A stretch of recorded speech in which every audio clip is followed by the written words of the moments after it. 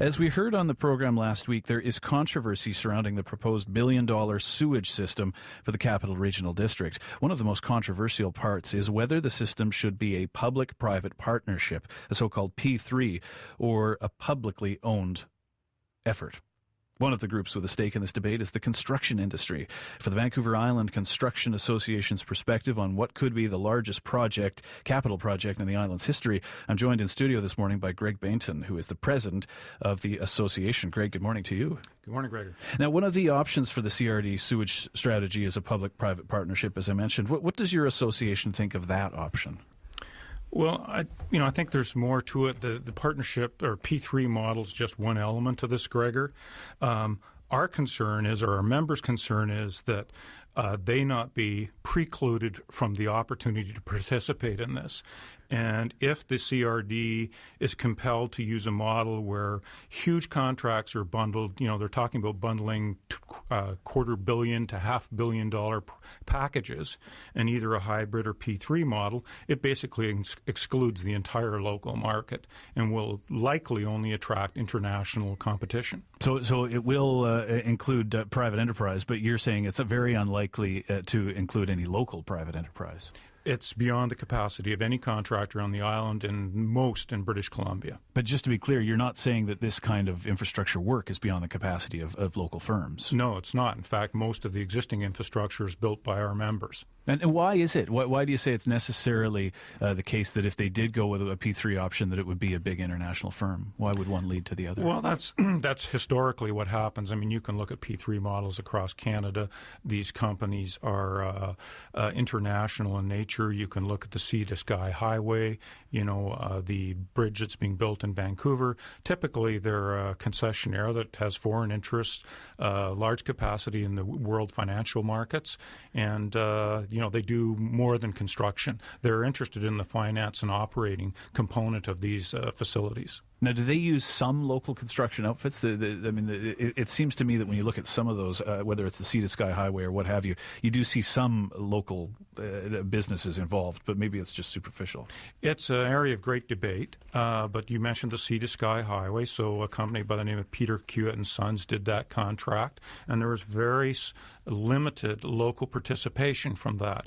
And typically what happens is a company like them, and I'm not saying they did this, but they'll utilize local companies to mobilize and get a foothold in a marketplace, and then they tend to raid and take over those companies or their employees, and the end result is they use very limited local resources.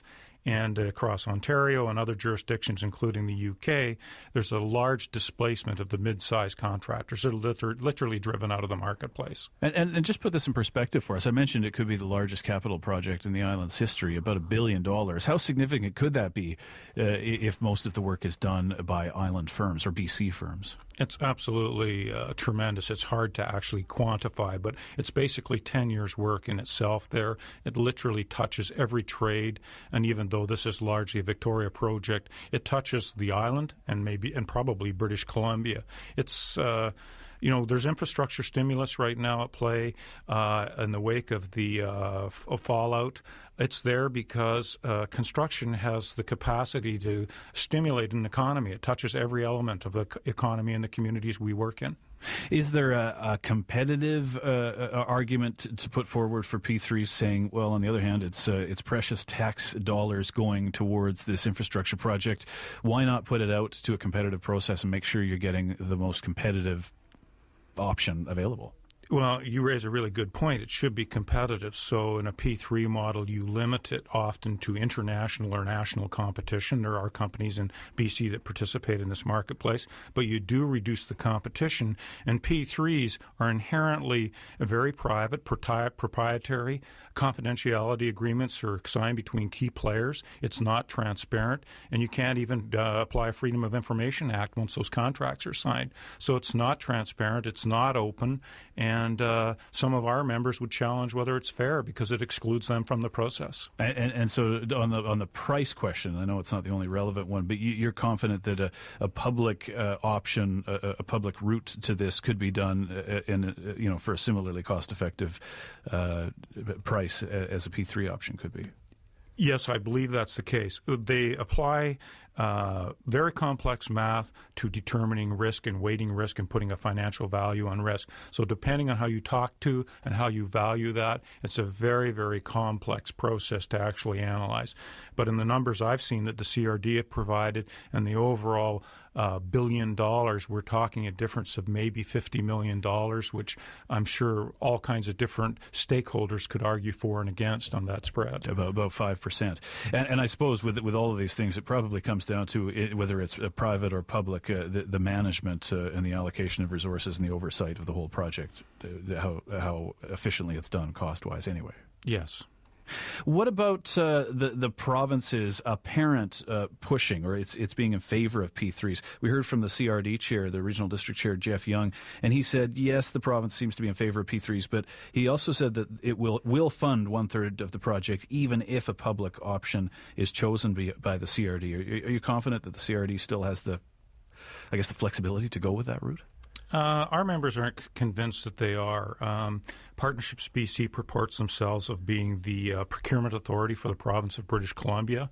They have a bias towards one procurement option, and their executives receive six-figure bonuses for the successful delivery of those procurement methods. So there's a bias there, and as I explained earlier, there's a lack of transparency in the process, and Mr. Blaine, CEO of Partnerships BC, is on record as saying he's not concerned and has no interest about the construction element of P3s.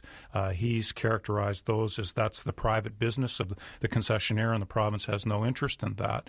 And yet we're seeing infrastructure stimulus to create jobs using construction. So there's a disconnect there. What about the federal money? If I understand it correctly, the federal government would kick in 1/3. Do you get any sense of what their preference is here? Well, I know there's some funding available, although it may be very limited through a Building Canada fund. The federal government, I understand, also has some P3 funding that's not allocated. I would expect the CRD is probably trying to source that funding wherever they can get it from the federal government, whether it's the Building Canada fund or the P3 fund. So what's next for you guys now? There's a few weeks to go in this. I understand, I think April sometime they're expected to make a decision at the CRD level. Well, the CRD's been very considerate and consulting with the public and interest groups like ours, associations like ours. We're going to continue to dialogue with them. This is huge in light of the current economy for our members, so we'll be ramping up our efforts to engage government and the CRD most effectively as we can. Well, we'll stay in touch with government and we'll stay in touch with you. Greg Baynton, thanks for joining us this morning. My pleasure. Thanks, Gregor. That's Greg Baynton, president of the Vancouver Island Construction Association.